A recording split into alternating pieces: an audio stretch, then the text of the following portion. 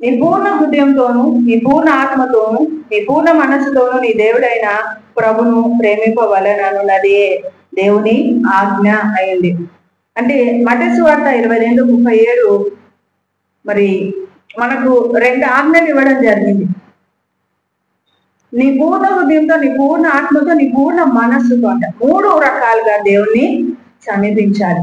So అలా సమీపిస్తున్న మన జీవితాలకు దేవుడే ఆశ్చర్యకార్యాలు, అద్భుత కార్యాలు జరిగించేవాడుగా అర్థమవుతాడు. సో ఆయన అర్థమైనప్పుడు మన ఆరాధన మారిపోతుంది. ఆయన అర్థమైనప్పుడు మనకు భయం అనేది ఉండదు. అక్కడ ఎప్పుడు ప్రార్థన చేయాల్సిందేనా, ఎప్పుడు మెలకుగానే ఉండాల్సిందేనా, ఇంక ఇదే నా జీవితం అంటే రాజు ఎక్కడైనా నిద్రపోతాడా అండి? రాజుకి ఏముండాలి? అలర్ట్నెస్ ఉండాలి కదా. సో రాజుగా మనల్ని యాజక వంశముగా ఆయన సొత్తైన ప్రజలుగా మార్చిన మన జీవితాలలో, మన పరిస్థితులలో మనం మెలకువ కలిగి ఉండడం తప్పు కాదు. ఇది ఒక యుద్ధ రంగం.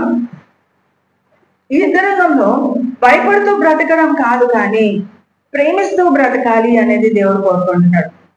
ఆయన ప్రేమ అయినాడు కనుక మనం అందరికీ ఏం కావాలా? ప్రేమనే కావాలా లోకంలో. ఎదుటి వ్యక్తి దగ్గర నుండి ప్రేమ ప్రేమ ప్రేమ, అవునా? ప్రేమ లేకపోతే బ్రతకలేదు. అలాగే గలతీలకు రాసిన పత్రిక 5:22 ప్రకారం కూడా ప్రేమ, సంతోషము, సమాధానము, దీర్ఘశాంతము, మంచితనము, దయాళుత్వము, ఆశా నిగ్రహము ఇవన్నీ ఫలాలు కలిగి ఉండాలి అని అంటున్నాడు. అంటే మొదటిది ప్రేమ అనేది మనకు తెలుసు కదా. ఫలాలలో మొదటిది ప్రేమ.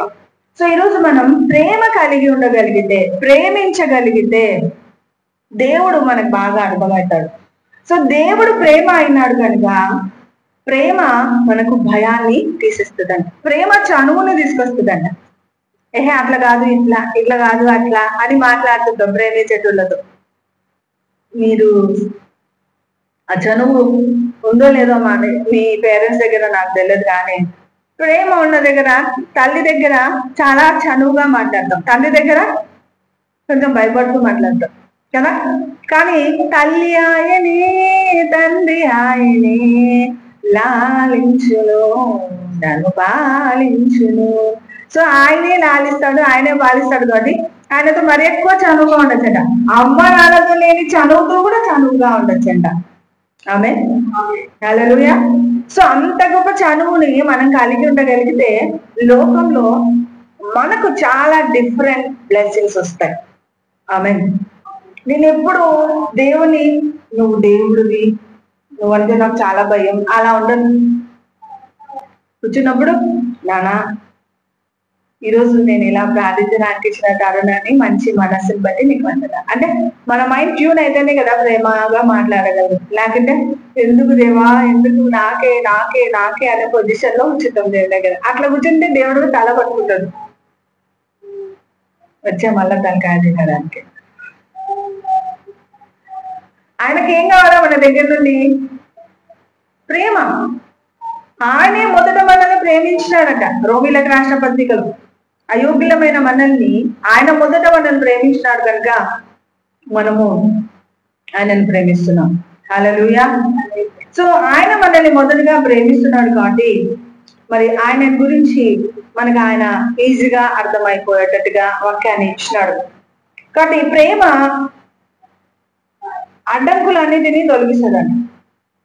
మొట్టమొదట ఏం తొలగిస్తుంది? అడ్డంకులను తొలగిస్తుందంట. ప్రేమ ఆధారంగా ఉంటుందంట, అవధులు లేనిదిగా ఉంటుందంట ప్రేమ. మరి యేసయ్య ప్రేమ అవధులు లేనిదిగా ఉంది. హల్లెలూయా. అవధులు లేని ప్రేమ దేవుని తెలుసుకుంటే స్వాతంత్రంతో కూడిన ఆరాధన మనం చేస్తాం. ఆయన స్వభావము నీతి అయి ఉంది కదా. ఆయనలో నీతి ఉంది. ఆయన నీతి తప్పే దేవుడు కాదు. కానీ మన జీవితాల్లో శోధన వస్తుంది అంటే ఎవరిస్తున్నారు ఆ శోధన? అపాడైనా ఇప్పుడు పరీక్షిస్తాడు కానీ శోధించడు. సాతానుడు శోధిస్తాడు, వాడు పరీక్షించడు. మన ఫలం రాకుండా వాడు మనల్ని నరకానికి వెళ్ళేటట్టుగా చేస్తాడు. కాబట్టి ఈరోజు మన జీవితాల్లో మన పరిస్థితిలో అత్యంత పవిత్రమైనదంట ఆయన ప్రేమ, అత్యంత విలువైనది, అత్యంత ఆధారం చేసుకోదగినది ఆయన ప్రేమ. విలువైనదిగా, పవిత్రమైనదిగా, మరి నిజాయితీగా అందజేస్తున్న నిజమైన ప్రేమ మన యేసయ్య ప్రేమ. మరి ఏం చేస్తే ఈ ప్రేమను మనం పొందుకుంటామంటే హృదయాన్ని అర్పించాలి. మనం చేయాల్సిందంట నీ పూర్ణ హృదయముతో అని అంటున్నారు. సో మనం ఇప్పుడు ఏం అర్పించాలా? మన హృదయాలను అర్పించాలి. చూడండి, మనం ఎవరికైనా హృదయాన్ని అర్పిస్తే కూర్చున్న వాళ్ళ గురించి ఆలోచిస్తాం, నిలబడిన వాళ్ళ గురించి ఆలోచిస్తాం, వాళ్ళ గురించి అంటే పెద్ద కుమారుని గురించి తప్పిపోతే పెద్ద కుమారుడు, చిన్న కుమారుడు గురించి తప్పిపోతే చిన్న, ఈరోజు ఇప్పుడు ఏం చేస్తుంటాడు, ఏర్పు వస్తుంటది, బాధ అవుతుంటది, సరి చేయాలనిపిస్తుంటది కదా.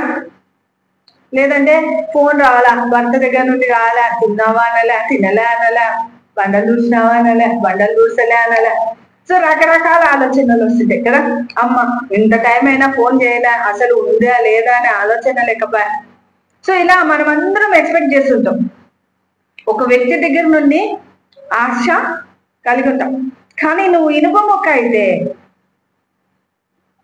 ఓకేనా, ఆశపడతావు. కానీ నువ్వు ఏమి అయస్కాంత ముక్కగా ఆలోచించాలి. అయస్కాంతం ఆటోమేటిక్ గా ఆకర్షిస్తుంది. ఇంకా నువ్వు ఇనుప ముక్క లాగానే అంటే స్టబ్ అని ఇట్లనే ఆలోచిస్తుంటావు, ఏదబ్బా వాళ్ళని ప్రేమించాలా, వీళ్ళని ప్రేమించాలా. సో ఇప్పుడు దేవుని ప్రేమిస్తే, దేవుని యొక్క రూపంను ధరిస్తే, దేవుని యొక్క సన్నిధిని మనం ఆస్వాదిస్తే, యు ఆర్ లైక్ జీసస్. అప్పుడు నువ్వు ఇనుప ముక్కవి కాదు, అయస్కాంత ముక్కవిగా తయారవుతావు. అయస్కాంతం ఎక్కడుంటే అక్కడ ఇనుప ముక్కలన్నీ వచ్చి అప్పుడు ప్రేమ ఎక్కువైంది. అబ్బా నాకు నిద్రనే లేదు, నాకు మనుషులంటే అవునా చిరాకు అనే పొజిషన్ వస్తుంది. అంటే ఈరోజు మనం ఏం చేయాలా? మొట్టమొదట పైన వాటిని వెనకండి అని అన్నాడు. ఎందుకు అన్నాడంటే నువ్వు అయస్కాంతం కావాలనుకుంటున్నాడు దేవుడు, నిన్నే అందరూ ప్రేమించాలి అని అనుకుంటున్నాడు. ఆయన నిన్ను ప్రేమించడాన్ని బట్టి, నువ్వు ఆయన ప్రేమిస్తూ ఆయనలాగా మారిపోయిన విధానాన్ని బట్టి పొందే సో దేవుని యొక్క సౌందర్యాన్ని, దేవుని యొక్క ప్రేమను, దేవుని యొక్క సమకూర్పును అంతా నీలోనే చూపిస్తావు ప్రపంచాన్ని. సో వినూతనంగా, ఆకర్షణీయంగా చూస్తాం ప్రజల్ని. వాళ్ళకి కంప్లీట్ గా ఉండాలి ఉపవాసం. ఏదైనా కాలం జరగాలంటే రాత్రి ఒకటి గ్లాస్ పాలలో గ్రూ కలిపి తాగేదాన్ని, లేదంటే బూస్ట్ కలిపి తాగేదాన్ని, అంతేగా. మళ్ళీ ఆదివారం ఇట్లా చర్చ్ చూసుకొని ఇంటికి పోయి అప్పుడు భోజనం చేయాలి. సాయంకాలం కల్లా ఆన్సర్ వస్తుంది. నీకు వస్తుందో రాదో నాకు తెలియదు, నాకైతే వస్తుంది. దేవుడు చెప్పిన మాట విధేయత చూపించి ఉపవాసం ఉండమన్నాడమ్మా దేవుడు నీకు 3 రోజులు. ఎట్లా అన్నా అంటే శుక్రవారం, శనివారం, ఆదివారం చర్చి వచ్చినాక తినొచ్చాను అంటే 2.5 రోజులే ఉపవాసం ఉండేది. అర్థమవుతుందా? కానీ కంప్లీట్ గా ఉపవాసం ఉండాలి.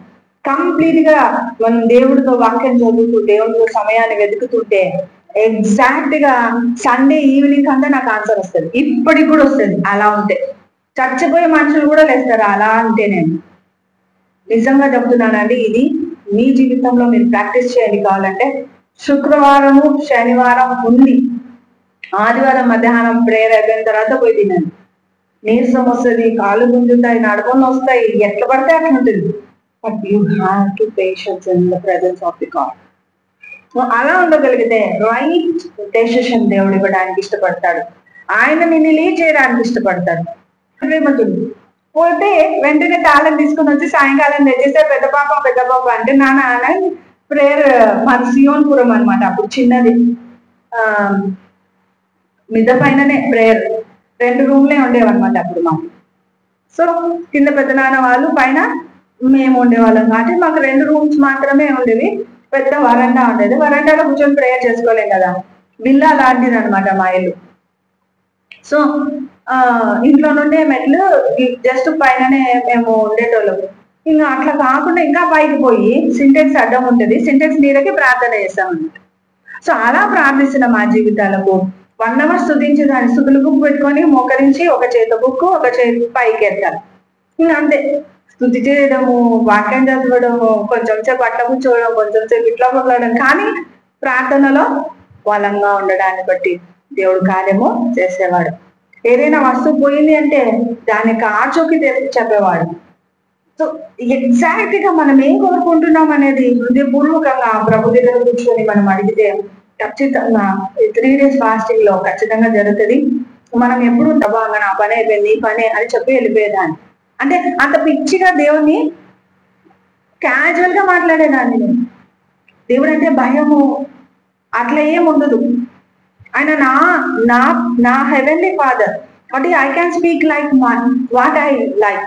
నేను ఎలా ఇష్టపడుతున్నానో అలా క్యాజువల్ గా మాట్లాడితే నా కోసమే సార్. ఇప్పుడు కూడా ఎవరైనా జాబ్స్ కావాలనంటే అక్క చాలా ఏమంటారు కాంపిటీషన్ ఉంది, నాకు కావడం లేదంటే ఒకటి అడుగు చాలు నీకోసం అక్క. హల్లెలూయా. నా కాన్ఫిడెంట్ ని బట్టి నీకు జాబ్ రాదు, నీ కాన్ఫిడెంట్ ని బట్టి జాబ్ వస్తుంది. ఆమేన్. హల్లెలూయా. నా విశ్వాసాన్ని బట్టి రాదు నీకు జాబ్, నీ విశ్వాసాన్ని బట్టి వస్తుంది జాబ్. ఆమేన్. సో మన జీవితాల్లో మన పరిస్థితులలో విశ్వాసంతో దేవుని వెతికితే దాచిపెట్టబడిన ధననిధిని ఇస్తానని అన్నాడు. దాచిపెట్టబడిన ధననిధి అంటే ఒక్కొక్కరికి డబ్బు అవసరం, ఒక్కొక్కరికి స్వస్థత అవసరం, ఒక్కొక్కరికి ఉద్యోగం అవసరం, ఒక్కొక్కరికి గంభీరమైన కార్యాలు ఏమో అవసరం. వాటన్నిటినీ చేయటకు ఆయన యోగ్యుడుగా ఉన్నాడు. ఆయన అసమర్థుడు కాదు, సమర్థుడు. ఆయన అనుకుంటే నూతన సృష్టించగల దేవుడుగా ఉన్నాడు. ఆయన మనల్ని ప్రేమిస్తున్నాడు. మొదట ఇది గుర్తు పెట్టుకోవాల్సిన విషయం ఏంటంటే ఆయనే మనల్ని ప్రేమిస్తున్నాడు, మనం కాదు. చూడండి, ఎదుటి వ్యక్తి మనల్ని ప్రేమిస్తున్నాడు అనేది అదృష్టం, మనం వాళ్ళని ప్రేమిస్తున్నాం అనేది దురదృష్టం. అర్థమవుతుందా? నువ్వు నన్ను ప్రేమించింటే నేను నిన్ను ప్రేమించినాను అంటారు.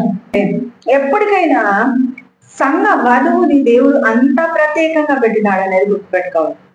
ఆయన మనల్ని ప్రేమిస్తున్నాడు, ఆయన మనల్ని ఉద్ధరించాలనుకుంటున్నాడు.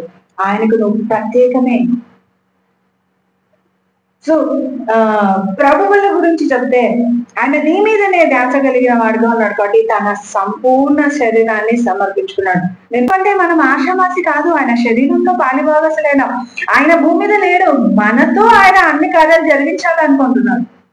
So you have to do something on this earth like Jesus. Amen. Amen. So మనం ఏసేలాగా ఈ లోకాన్ని ఏలాలి అని కోరుకుంటున్నాం.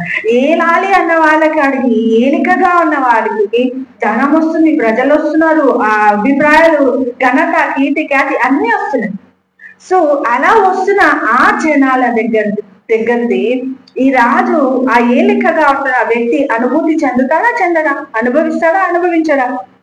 అంటే ఇప్పుడు ఆయన రాజు కాబట్టి వచ్చింది అని అంటున్నాం కాదు. నువ్వు అయస్కాంతం కాబట్టి అందరూ నిన్నే ప్రేమించాలి, అందరూ నిన్నే గౌరవించాలి, అందరూ నిన్నే ఆహ్వానించాలి. ఆమేన్. హల్లెలూయా. సో అలానే దేవుడు నడిపిస్తున్నాడు. ఎక్కడ కొద్వలేని సమృద్ధిని దేవుడు. ఆ పాపకు తగినట్టుగా చదివితే బాగుంటదంటే ఇక్క పాప ఈయననే ఏనోదయ్యా పార్లర్ పెట్టుకొని సంపాదిస్తా నాకు తోడుంటా అని అంటుంది అని బాధపడ్డాడు. అట్లా బాధపడ్డాడు. సరే అట్లయితేనే అప్పుడు డిగ్రీ జాయిన్ అయ్యాడు. డిగ్రీ జాయిన్ అయిన తర్వాత బిఎడ్ చేసి బిఎడ్ తర్వాత మళ్ళా ఒక 2 సంవత్సరాలు జాబ్ చేసి తర్వాత మ్యారేజ్ జరిగిన తర్వాత మళ్ళీ మర్యాదంగా సేవలోకి వచ్చేసాం. ప్రైజ్ లా. హల్లెలూయా. అంటే ఆయన ప్రణాళిక ఏ విధంగా ఉందో నేను చెప్తున్నాను. ఒకటేసారి సేవలోకి రాలేదు నేను. ఆయన పిలుపుని బట్టి నాకే అవసరమా, నేనే బోధిస్తే జనాలు మారుతారా? ఎస్, మారుతారని. నా ప్యాషన్ ఏంటంటే ఒకసారి నేను ఒక వ్యక్తితో మాట్లాడాలంటే ఇంకా వాళ్ళకి దేవుని ప్రేమ అర్థమై వాళ్ళు దేవుని వదలకూడదు. ఖచ్చితంగా నన్ను కలిసిన వాళ్ళు ఖచ్చితంగా దేవుని దగ్గరికి వెళ్తారు. వాళ్ళ అనీతి లేకపోతే వాళ్ళ యొక్క ఏమంటారు నెగ్లెక్ట్ లైఫ్ కొంచెం సక్రమంగా అవ్వడం నేను నా జీవితంలో చూస్తున్నాను. ప్రైజ్ లా. నాకు లోక జ్ఞానం తెలియదు, దేవుని జ్ఞానం తప్ప. దేవుని జ్ఞానం కూడా కంప్లీట్ గా తెలియదు. నేను ఊరికే మొండిగా దేవుని ప్రేమిస్తున్నాను తప్ప. వాక్యము ఇంత లోతు తెలుసు అంత లోతు తెలుసు కాదు. నేను ఇక్కడ నిలబడితే ఆయన మాట్లాడతాడు, నేను కాదు. సో దైవికమైన కృపను బట్టి మనము అతి పరిశుద్ధమైన, అతి పరిపూర్ణమైన, అతి ఉన్నతమైన దేవుని ప్రేమ చేత ప్రేమించబడుతున్నాము. కాబట్టి ఈరోజు మనం ఏలికగా ఉన్నాము గుర్తుపెట్టుకోవాలి. ఏలిక అంటే మళ్ళీ అయస్కాంతము అని అర్థం. అయస్కాంతం అందరినీ ఆకర్షిస్తుంది కానీ అయస్కాంతం వెళ్ళి నన్ను ఆకర్షించండి నన్ను ఆకర్షించండి అని ప్రేమ కోసం ఏడ్చద్దు. అర్థమవుతుందా? ప్రేమించండి ప్రేమించండి అని అనదు. కానీ మనుషులలో మన అందరికీ ఏముంటదంటే ఏముంటది? వాళ్ళు అనలేదక్క, వీళ్ళు అనలేదక్క, వాళ్ళు చూడలేదక్క, వీళ్ళు చూడలేదక్క. సైతాను మనకి భ్రమ పెడుతున్నాడు కాబట్టి మనకు సంతోషం లేకుండా చేస్తున్నాడు. ఒకసారి ఫేస్ మార్చేసేయండి. మీరు చాలా మంది చూసింటారు, పిల్లి అద్దం ముందర నిలబడి చూస్తున్నప్పుడు ఎట్లుంటదట? సింహం లాగా కనబడుతుంటది అద్దంలో, బయట మాత్రం అది పిల్లే. కానీ దాన్ని చూసుకోవడం ఎట్లా చూసుకుంటుందంట? దాన్ని సింహాన్ని నేనని చూసుకుంటుందంట. సో మనం కూడా అద్దంలో చూస్తున్నప్పుడు నువ్వు కనపడద్దు, నీలో ఉన్న దేవుడు కనపడాలి. నేను పొద్దున్నే అద్దం దగ్గరికి వెళ్తే గుడ్ మార్నింగ్ పప్పా అని చెప్తాను, నాకు నేనే చెప్పుకుంటా గుడ్ మార్నింగ్, ప్రైజ్ లార్డ్. కానీ నా కాదు, నాలో ఉన్న దేవుడికి చెప్పుకుంటా. ఆమేన్, హల్లెలూయా, హల్లెలూయా. బైక్ మీద పోతుంటే నా నోరు అల్లాడుతూనే ఉంటది, పాట పాడుతూనే ఉంటది, you are with me, really I thankful to you. నువ్వు నన్ను ప్రేమిస్తున్నావు, మనుషుడు కాదు. నువ్వు నన్ను నడిపిస్తున్నావు, ఈ కాలం కాదు. ఎవరు ఏం చేసినా, ఎవరు ఎన్ని రకాలుగా బాధ పెట్టాలనుకుంటున్నా, నీ చిత్తంలో ఒక సమయం ఉంది వెళ్ళకు.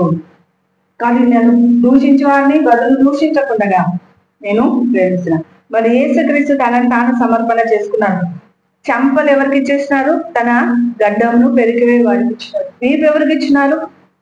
వీపును కొరడా దెబ్బల చేత దున్ను వారికి అప్పగించుకున్నాడు. తన శరీరాన్ని సమాధి చేయడానికి అరిమంతయ్యకి అప్పగించుకున్నాడు. తన ఆత్మను తండ్రికి అప్పగించుకున్నాడు. తన నిమిత్తం వచ్చిన డబ్బును యూదాకు అప్పగించుకున్నాడు. తన తల్లిని యోహానికి అప్పగించుకున్నాడు. సో సంపూర్ణంగా తన రక్తాన్ని మనుషుల కోసము అప్పగించుకున్నాడు. అంతకంటే గొప్ప ప్రేమ ఇంకెక్కడైనా ఉందా అని? Is the God of all man. ఆయన తనను తాను అప్పగించుకున్నాడు. ఎందుకంటే నిన్ను ప్రేమిస్తున్నాడనే విచక్షణ దేవుడిలో ఉంది. నీ కోసము ప్రతిదీ అప్పగించేసుకున్నాను. కాబట్టి నీ కోసము నువ్వు ఏం మాట్లాడినా వినడానికి ఆయనకు టైం ఉంది, మనుషులకు లేదు. నువ్వు గుసగుస మాట్లాడినా, నువ్వు ఆలోచన చేస్తున్నా, పరలోకంలో గట్టిగా వినపడుతుందంట. దేవుడు నీకోసం అలర్ట్ గా ఉంటాడంట. అయితే నువ్వేం చేయాలంటే ఆయన మాటలే వింటుండాలి. ఆయన ఆలోచనలతోనే నువ్వు నడిపించబడాలి. ఎవరితోనైనా మనం ఇష్టపడినామనుకో, అమ్మాయి కావచ్చు అబ్బాయి కావచ్చు, వాళ్ళ మాటలే మనకు వినిపిస్తుంటాయి. మీకు ఆ ఉద్దేశంతో నింపుకుంటుంటే దైవత్వములోనికి మనం వచ్చేస్తాం. ప్రైజ్లో అది గరిష్టమైన స్థితిలో ఉన్నట్టంట. ప్రైజ్లా అంటే దేవుడు నాకు చెప్పినదే నేను మీకు చెప్తున్నాను. గరిష్టమైన స్థితి అంటే ఉన్నత స్థితిలో ఉన్న వారు వాక్యము నింపికొనిన వారుగా ఉంటారు, వాక్యానుసారమైన క్రియ చేసేవారుగా ఉంటారు. ప్రైజ్లా, హల్లెలూయా. మరి వాక్యం నింపుకున్న వాళ్ళు ఇలా ఉండాలి, అలా ఉండాలి, అలా ఉంటే కరెక్ట్, ఇలా ఉంటే కరెక్ట్ అని చాలా యూట్యూబ్ వీడియోస్ వస్తుంటాయి. అవునా? వాక్యంలో ఉన్న వాళ్ళు శోధించబడతారు, వాక్యంలో ఉన్న వాళ్ళు ఒంటరిగా ఉంటారు, వాక్యంలో ఎదిగిన వాళ్ళు ఎక్కువ ఏమంటారు ఫిజికల్ డిజైర్స్ ఉంటాయి. సో వాళ్ళ జీవితాలలో సాతాను శోధిస్తుంటాడు అని రకరకాల వీడియోస్ పెడతా ఉంటారు. అవేమి ఉండవు తెలుసా? క్రీస్తు అనే బండరాయి మీద స్థిరంగా మన పాదాలు నిలిపినప్పుడు చలించాం. ఏం కావాలనుకుంటున్నావో అది ఇవ్వడానికి ఆయన రెడీగా ఉన్నాడు. ఆయననే ఇచ్చుకున్నాడు. ఆయన తర్వాత మనకు అవసరమైన ప్రతిదాన్ని ఇవ్వడానికి ఇష్టపడినప్పుడు మనకి దాని మీదనే ఆశ ఎందుకుంటది? అది కూడా ఇవ్వగలడు దేవుడు కదా, అది కూడా ఇస్తున్నాడు. నా లైఫ్ లో ఇది కావాలి అన్న ప్రతి దాన్ని పొందుకున్నాను. ఈ రోజు వరకు నేను నిజంగా నా హార్ట్ఫుల్ గా నేను చెప్పగలిగేది ఏంటంటే, ప్రభు ఇది జరగాలి, ప్రభు ఇలా ఉండాలి, లేకపోతే జరిగి తీరుతుంది. ఇతరుల జీవితంలో కావచ్చు, నా జీవితంలో కావచ్చు, అది బంగారం అవ్వచ్చు, డబ్బు అవ్వచ్చు, కార్యం అవ్వచ్చు, ఏదైనా అవ్వదు. కానీ నా జీవితంలో నువ్వు ఈ కార్యం చేయాల్సిందే అని నేను కూర్చున్నానంటే ఖచ్చితంగా దేవుడు నెరవేర్తా. అందుకే ఒకసారి బర్త్డే గిఫ్ట్ అడిగినప్పుడు బర్త్డేకి నాకు దేవుడు దర్శనం ఇస్తాడు. అది కళ్యాణి కూడా ప్రాక్టీస్ చేసింది కదా, అనుషక్క కూడా. ఖచ్చితంగా మీకు దర్శనం ఇస్తాడు. బర్త్డే అనేది that is very special in sight of God. ఆ రోజు నువ్వు దేవుడి యొక్క ప్రత్యక్షత, ఎందుకు నన్ను భూమి మీద పుట్టించినావు, ఎందుకు, నీ ఉద్దేశం ఏంటి, నీ చిత్త ప్రకారం నేను నడిపించబడాలి, నీ ఉద్దేశ ప్రకారం నేను ఆదరించబడాలి అని నువ్వు కోరుకుంటే ఆయన చిత్తం అంతా నీకు తెలియపరిచే రోజు ఆ రోజు. మ్యారేజ్ డే వస్తే బక్క మనకి ఏమి ఇయ్యాలా, కానీ పుట్టుక రోజు మాత్రం నువ్వు దేవుడి దగ్గర ఎక్స్పెక్ట్ చేయి, ఇయ్యకుండా వచ్చింది అన్నారు. కానీ ప్రభా నా బర్త్డేకి నువ్వు ఎందుకు భూమి మీదకి పంపించినావు, అది నేను ఫుల్ఫిల్ చేసి రావాలి. సో నాకు బర్త్డే అంటే చాలా ఇష్టం, అందుకే ఇక్కడ కూడా కేక్ కట్ చేయించారు. ఎందుకంటే బ్లెస్డ్ గా ఉండాలి ఆ సంవత్సరం మీకు, ఆ సంవత్సరం దేవుడితో ఎన్కౌంటర్ అవ్వాలి మీకు, ఆ సంవత్సరం దేవుడి యొక్క మహిమ ప్రత్యక్షత చూడాలి. సో అలా ఉండాలనేది నా కోరిక. పరిస్థితులను మార్చివేస్తాను. హల్లెలూయా. హృదయాన్ని మనం దేవునికి అప్పగించాలి. హృదయాన్ని అప్పగించి వాక్యాన్ని అన్వయించుకుంటూ వాక్యానుసారంగా జీవించడానికి ప్రయాస పడాలి. Praise the lord. హల్లెలూయా. తర్వాత ఏం చేయాలంటే ఫస్ట్ ఆయన స్వభావాన్ని, ఆయన సౌందర్యాన్ని తెలుసుకోవడానికి ప్రయత్నం చేయాలి. వాక్యాన్ని నింపుకున్న నువ్వు అనేక ముఖాన్ని వెతకాలి. అర్థమవుతుందా? వాక్యం తెలిసిన వాళ్ళు వాక్యానుసారంగా గొడవ పడినారు, ఎవరు శాస్త్రులు పరిచారు, అట్లా కాదు ఇట్లా కాదు అట్లా అని యేసుప్రభుని అంగీకరించలేని పరిస్థితుల్లో వాళ్ళు ఉంటున్నారు. కానీ మనం అలా ఉండదు, ఆయన ముఖాన్ని వెతికే వారంగా ఉండాలి. ఆయన స్వభావం నీలో ఉందా లేదా చూసుకుంటూ ఉండాలి. మా అమ్మలాగే అది నా కూతురు అని అంటుంటారు, మా అక్కలాగే అది కృష్ణాసిది నా కూతురు అని అంటుంటారు. అవునా? వారు అంతలాగంట ఎవరు ఈమె కూతురు. సో అట్లా మీ మేనత్తల పోలిక పడింది నీకు, అట్లాంటి కొన్ని పోలికలు చెప్తుంటారు. మనకి ప్రజలు మనం చూస్తే సాధు సుందర్ సింగ్ అని చూసేవాళ్ళంట, ఆయన కాషాయ వస్త్రం ధరించినాడనే కానీ క్రీస్తులాగా అనిపించేవాడు. ఆమె కాషాయ వస్త్రాలు ధరించిన క్రీస్తేమో ఈయనే క్రీస్తు అయితే ఇలా ఉంటాడు అనిపించేవాడంట సాధు సుందర్ సింగ్. ప్రైజ్లో. సో ఈరోజు మీరు ఆయన స్వభావాన్ని ఎంత ధరించుకున్నారు, ఎంత ప్రేమ ఉంది నీలో దాన్ని ప్రేమించడానికి. నువ్వే ఎక్కువ ప్రేమ వాళ్ళకి విషయం వేసినట్లు వేయాలంటాడు దేవుడు. వాళ్ళకి ప్రేమించడం కాదు, నువ్వు వాళ్ళని ప్రేమించి పడాయి. ఆమె వాళ్ళని నువ్వు ప్రేమించి ప్రేమకు పిచ్చికి పోవాలంట, తిరిగిపోవాలంట వాళ్ళని. ఏమంటారు అంత ప్రేమి అంటే నాకు ఎంతగా కావాలి వాళ్ళలో దేవుడు వాళ్ళని వేసేది చూడు. అప్పుడు వాళ్ళకి మనం ఎవరికంటే ప్రేమ చూపించాల్సి ఉంటుంది. ఒక ఆయన వచ్చి కళలో వచ్చి మా రేపు నేను ఇంటికి దర్శించబోతున్నాను, సిద్ధంగా అంటే నేనేంటి ఒకవేళ ఏం చేసినా తింటానన్నానంట. సరే అని చాలా ఇంటికి సంబంధించిన ఇంటికి అత్తి చేసిందంట. చూస్తుందంట. చూస్తుంటే ఒక స్లాబ్ వచ్చి అక్కడ వేస్తున్నాడని అడిగితే అక్కడికి వెళ్ళిపోవాలంటే అట్లా ఇంటికి వచ్చి ఒక చేయడానికి వచ్చిందంట. ఆయన కలిగే వచ్చిందంట. ఫస్ట్ దేవుని పెట్టాలంటే తర్వాతనే వర్గాన్ని పెట్టాలన్న ఉద్దేశంలో. సో ఫైనల్ చూస్తే కూడా మరి ఆయన తృప్తి పొందలేదట. లాస్ట్ వరకు చూసిందట ఏడున్నా ఏది దేవుడికి అన్నాడు ఆడడానికి రావులని సమకూర్చలేదు. వస్తాయి రాలేకపోతే ఈ వంట చేశాను అన్నట్టు ఎప్పుడు తినలేదు అని నేను వచ్చాను. ఎట్లా చూసినావు ఎప్పుడు చూసినావు అంటారు. ఎందుకంటే నాకు చూడలేదు అంటే మొట్టమొదటి వీక్షకురాలిగా వచ్చింది నేనే అన్నాను.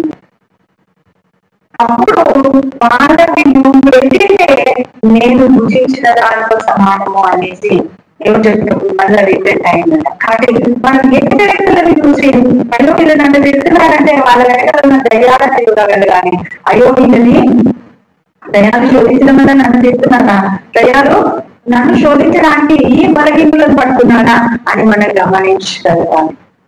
సో ఎప్పుడైతే మనం అలా గమనిస్తామో, ఎప్పుడైతే వాళ్ళ విషయంలో క్షమించడానికి ప్రయాసపడతామో అప్పుడు మనము అద్భుతాలను చూడడానికి కావాల్సిన పొందుకుంటాం.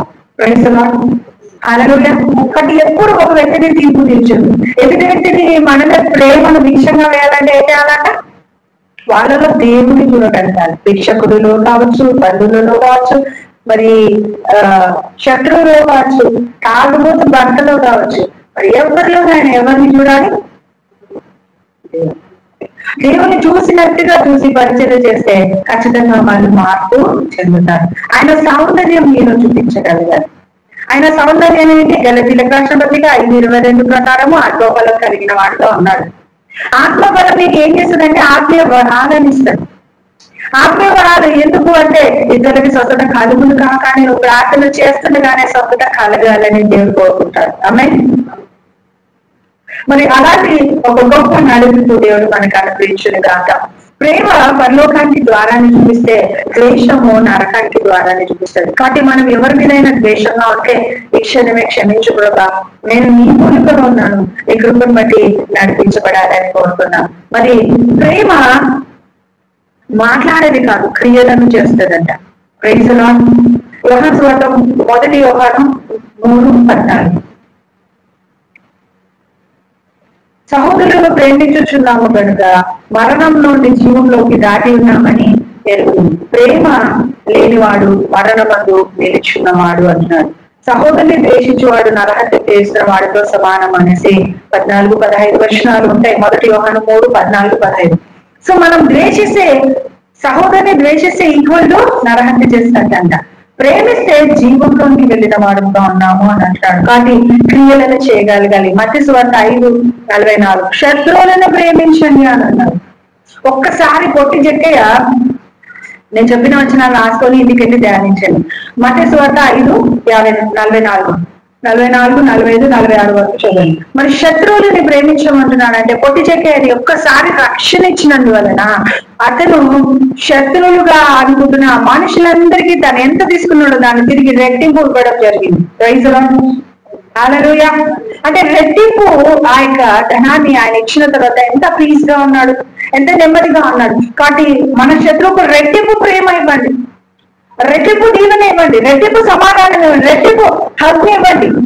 Praise lord. హల్లెలూయా. మరి అలాగే ప్రేమ ప్రార్థిస్తుందంట. తప్పిపోతున్న వారి నిమిత్తం మానక మొరపెట్టేదిగా, విజ్ఞాపన చేసేది వారుగా, మరి వింత కార్యాలను చూడాలి వాళ్ళ జీవితంలో అనేదిగా ఉండాలంట. లూకా సువార్త 23:34 యేసు ప్రభు తండ్రి వీరేం చేస్తున్నారో వీరు ఎరుగరు, వీరిని క్షమించని తనను పొడిచిన వారి నిమిత్తం, తన సిలువలో లేఖలతో ఆయనను బంధించిన వారి నిమిత్తం ప్రార్థిస్తున్నారు. ఆయన వీపుడు తునిన వారి నిమిత్తం ప్రార్థిస్తున్నారు. ఆయనను గేలి చేసిన వారి నిమిత్తం ప్రార్థిస్తారు. ఏది ఆ ప్రేమ? నువ్వు అయస్కాంతంగా మార్చబడితే నీలో దుఃఖం అనేది ఉండకూడదు. అట్లాగే ప్రేమ అది. అదే ప్రేమ నీలో వేరు భారీ కొమ్మలు రెమ్మలుగా అది ఎదగాలి. Praise lord. హల్లెలూయా. నీకు నువ్వు సంతోషంగా ఉండడానికి ఎలా ఉండాలనుకుంటున్నావు? నువ్వు పాపం మాత్రం చేయదు. 3 పనులు చేయకూడదంట.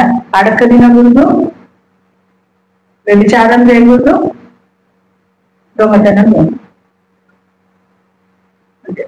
నేను ఏమన్నా చెయ్యి, దేవుడికి నచ్చినట్టుగా దేవుడిని నిన్ను ఆశీర్వదించడానికి. Praise lord. హల్లెలూయా. సరే, దేవుని యొక్క మహిమోన్నతమైన ప్రేమ కరుణ కటాక్షం బట్టి ప్రేమ త్యాగము చేస్తుందంట. రోమా 5:8.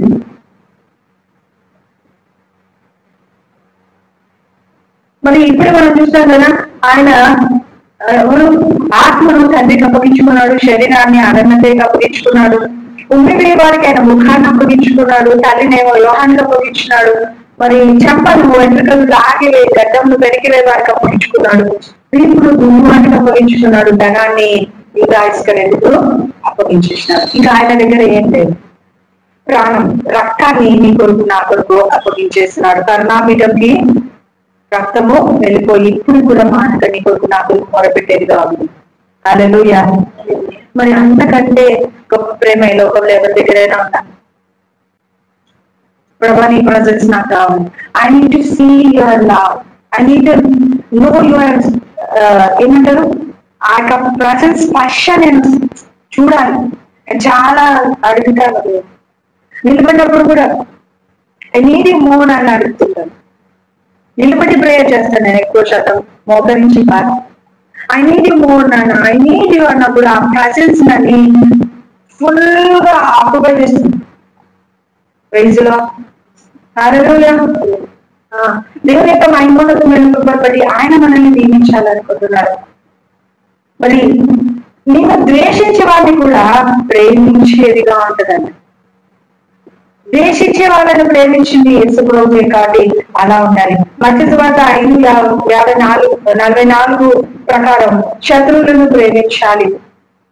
నిర్గమ 23:4 ప్రకారం ఒకవేళ శత్రువుకు సంబంధించిన గాడిద కానీ ఎద్దు కానీ తప్పుపోయి నీ కళ్ళకు కనపడిస్తే ఖచ్చితంగా దాన్ని నువ్వు విప్పాలి, మరి నీ శత్రువుకు అప్పగించాలి. వాడిలో లేని నీతి నీలో ఏదో ఉండాలి, అది చూపించుకోవాలి అని అంటాడు నిర్గమ కాండంలో. సామెతల గ్రంథం 25:21 కూడా మరి శత్రువులను తట్టుకోవాలి అని చెప్తున్నారు. Praise the lord, hallelujah. మరి 6:28 ఒకసారి చదువుదామా?